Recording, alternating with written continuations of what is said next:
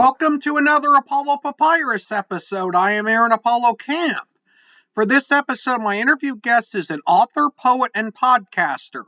He is the author of the poetry collections Poetry Journal, Dream.Imagine.Express, and Poetry Journal, Growing Pains, with a third poetry collection, Poetry Vent, in the works and slated for release later this year. He is also the author of the short story series Into the Abyss. His name is Alex Murdock, and here's my interview with Alex. Alex Murdock, welcome to Apollo Papyrus. Welcome. Thank you for having me. It's great to be on. Feel free to introduce yourself to our listeners. Sorry? Feel free to introduce yourself to our listeners. Oh, yes, of course. I'm Alex Murdock. Hello there. I'm a writer, poet, and overall creative, but that's pretty much, my calling, my path in a state of sorts. And I've just been on this journey for quite a while now, a good few years, trying to do it professional, trying to grow, I've recently, past 2 years or so, gotten into performing poetry, just being on stage and different things like that. Originally, I veered towards just writing books for poetry and stories. I write fiction thrillers and stuff like that.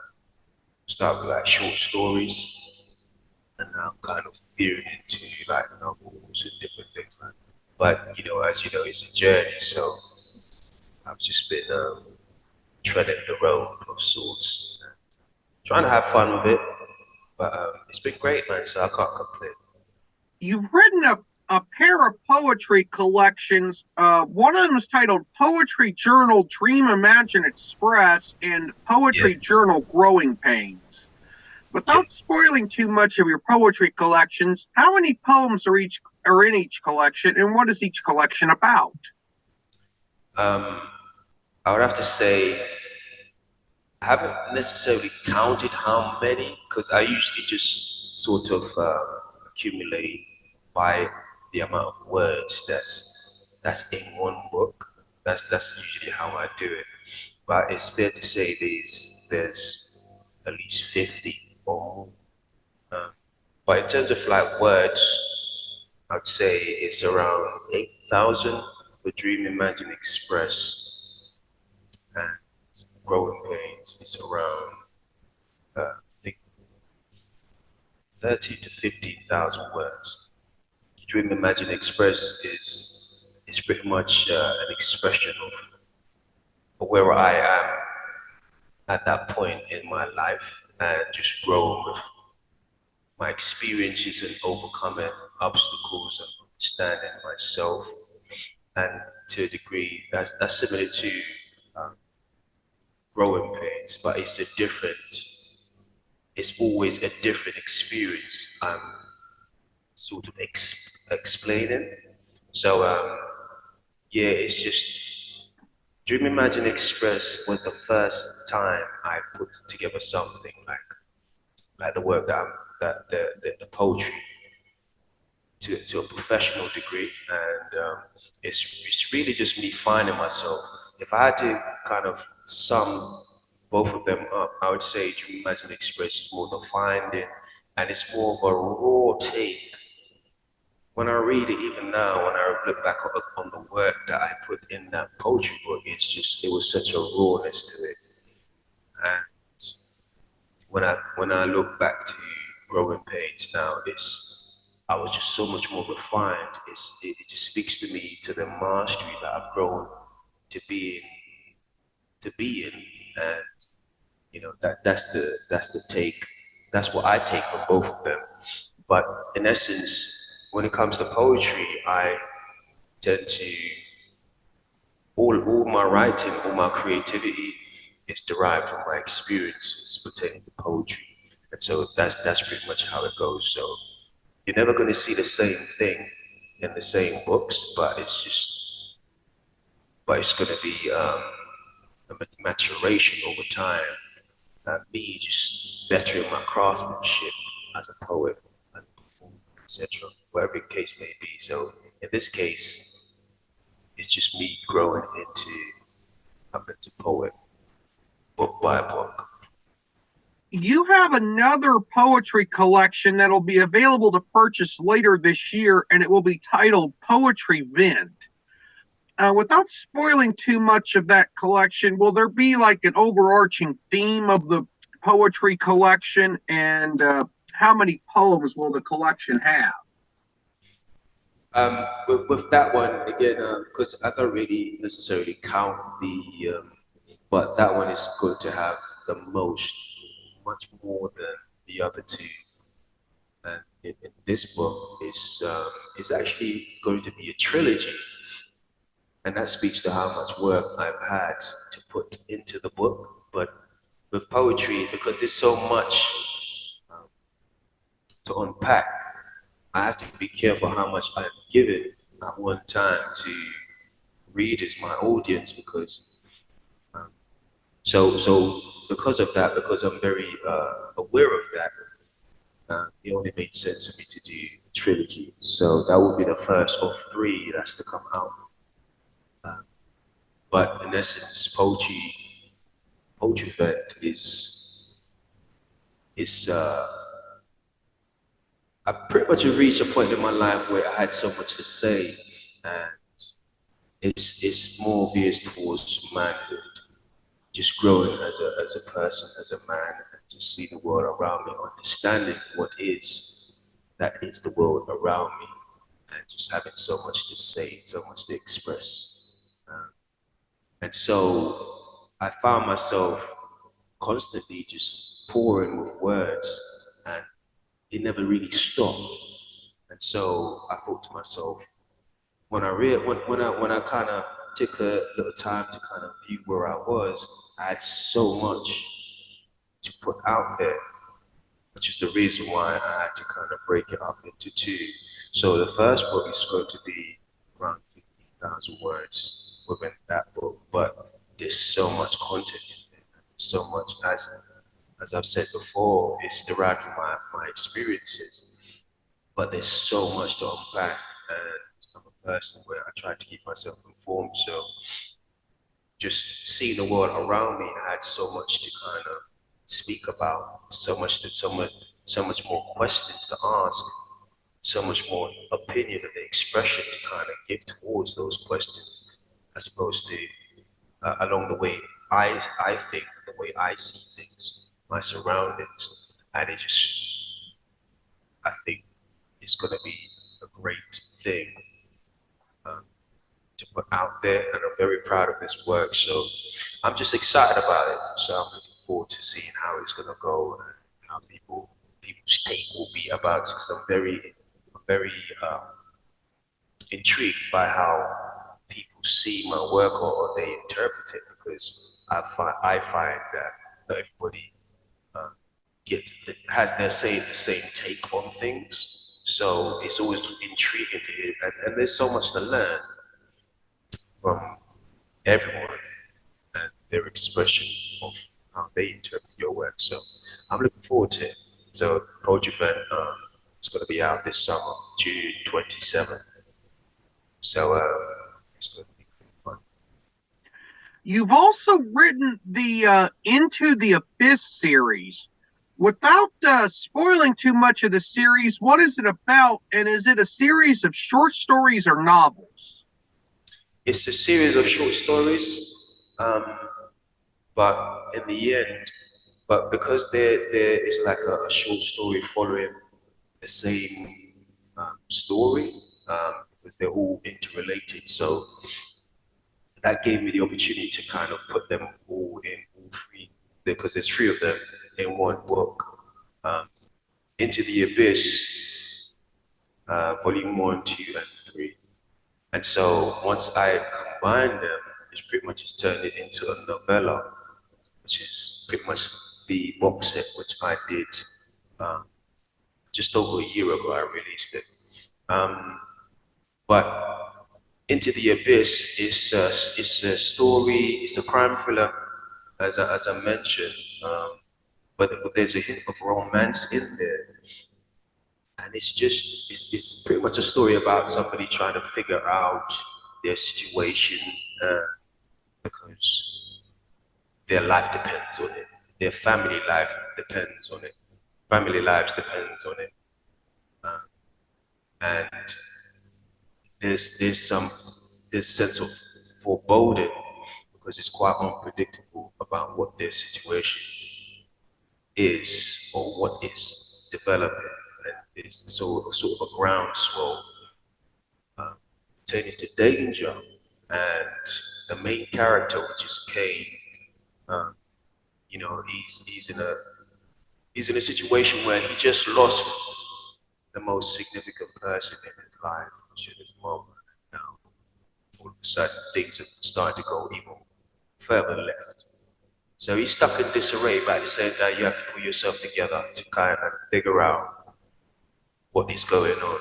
And he's trying to hurt you or your family. And so that's where the story led to. And, you know, he just found himself in a situation where, man, allies that he didn't necessarily see or predicted would end up being friends or people that could really help him with this situation. So it's quite a touching story, but there is a semblance of romance to it as well. So I think there's a little bit of everything for everybody that's into novels, thriller stories and stuff like that. So yeah, that's pretty much it. Are all your books self-published, traditionally published, published via hybrid press, or did you use different publishing methods for each book? They're self-published. Do you have a typical writing routine, and if so, what is that like for you? My writing routine is it's interesting because you know I start with poetry, so for the most part, I think I'm a little bit blessed because I start with poetry because what I realized because I started like that, it aided me in terms of creating anything out of nothing. And so ideas just keeps rolling, but I try my best to kind of structure everything. So usually I would typically plan and just write down my ideas and how, so in terms of like the start, middle, and the end, and have a rough, at least a rough idea of how I want the story to sort of unravel, where, you know, what fits best here and there. And once I do that, because I'm so in tune with my creativity, I pretty much just go about just creating and just let everything just kind of marinate in a sort of organic type of way.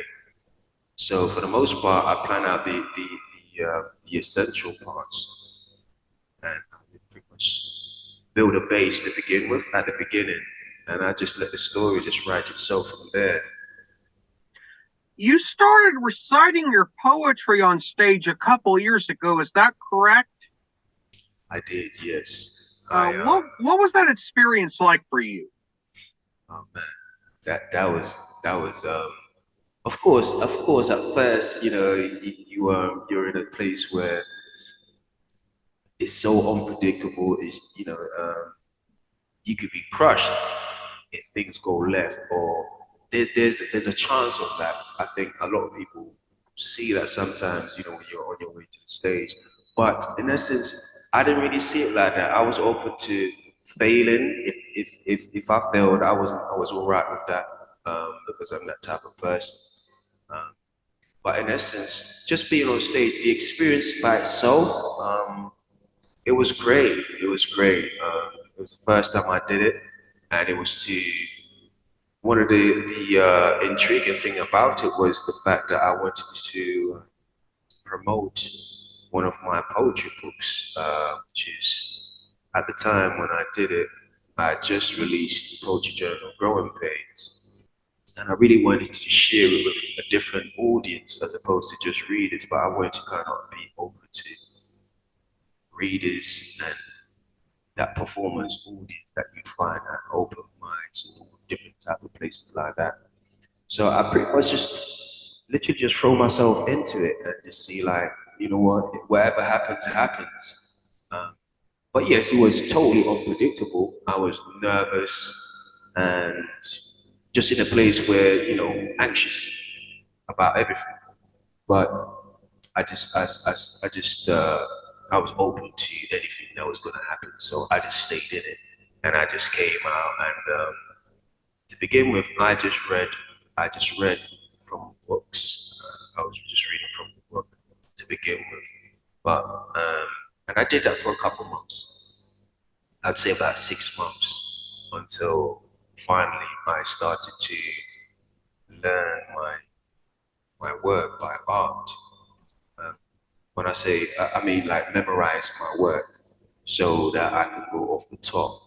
And what I find with that is just it opens up a different lane for me in terms of like it's not just saying words, it's you're performing the words.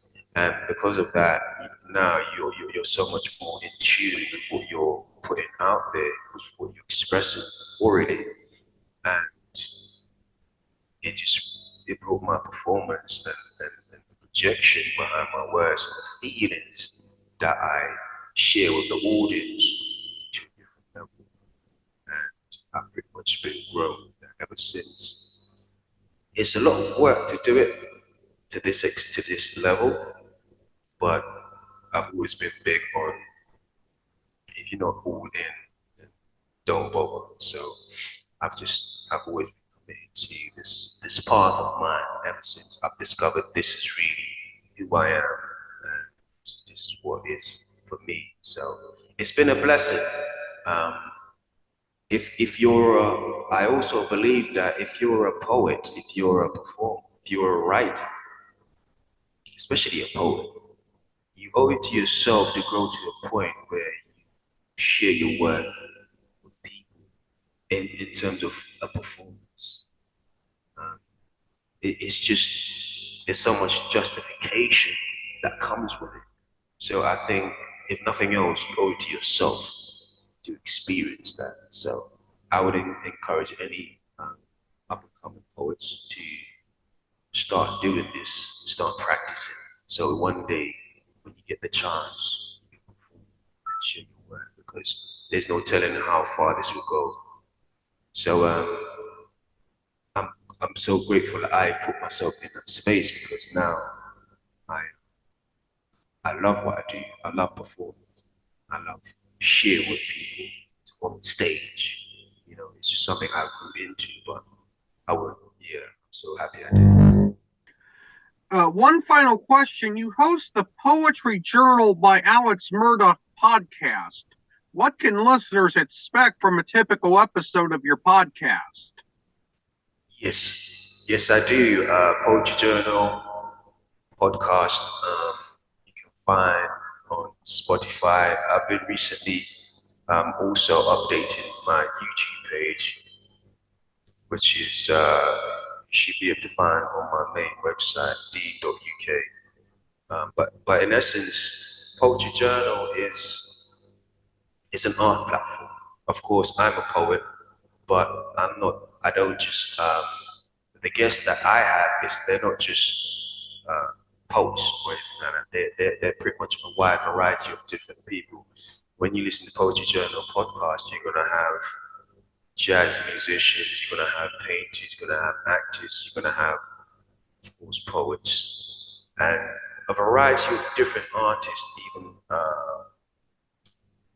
writers, of course, and storytellers, all different type of stuff like that. So I tend to kind of keep it open and little sprinkles of business people here and there because, as you know, I do it independently. So you have to be so well versed in business and what that encapsulates and what comes with it. So I think I'm a strong believer in independence. So that's what attracted me to be an independent writer to begin with. I'm not saying I don't want to go mainstream, but even if I do, I still want to be independent. I still want to publish book independently because I'm very big on ownership and what I own. But Poetry Journal podcast is a creative creative lane, and it's great to break down. As you know, art is a reflection of life, and so they're intertwined. So sometimes, I might break up the story by just sharing some of my poetry. It's part of the template I use where I share some of my work, just a small quote with my audience, as well as the guests that I have on. And from there, I usually try to make it part of the theme that we're speaking about. And I find it opens up the conversation, and we would just veer off into life situations. But it usually starts from the art that is poetry that I would express, and then after that, it's pretty much just asking questions and just facilitating the conversation so people can be honest and open. And sometimes people don't necessarily see what they want to speak about or what they want to express or questions they might want to speak on.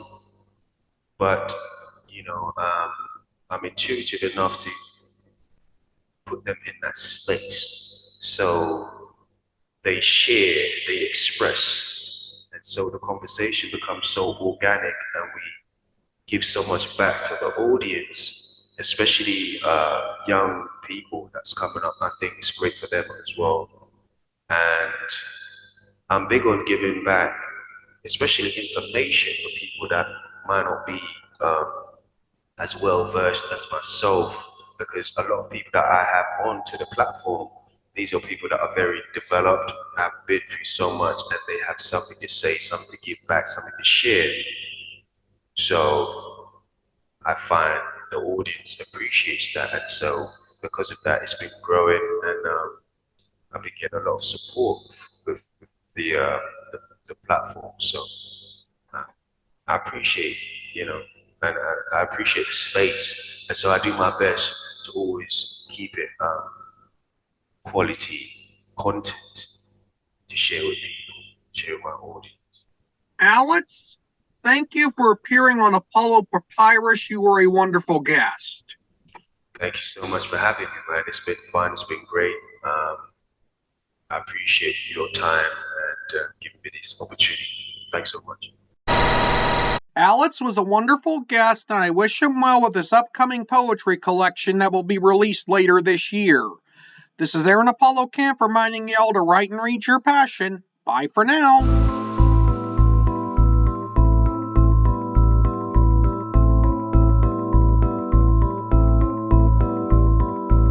Remember to subscribe to the Apollo Papyrus YouTube channel at www.youtube.com/@ApolloPapyrus and the Apollo Papyrus Substack newsletter at apollopapyrus.substack.com. Y'all can visit the Apollo Papyrus website at campaaronapollo.wixsite.com/Apollo Papyrus and follow Apollo Papyrus on Threads, Instagram, Facebook, and Tumblr at Apollo Papyrus. Copyright 2024, Aaron Apollo Camp, all rights reserved. This podcast episode is intended for the private listening of our audience. Any reuse or retransmission of this episode without the express written consent of the podcast host is prohibited, except under fair use guidelines. Royalty-free music and sound effects obtained from https://www.zapsplat.com.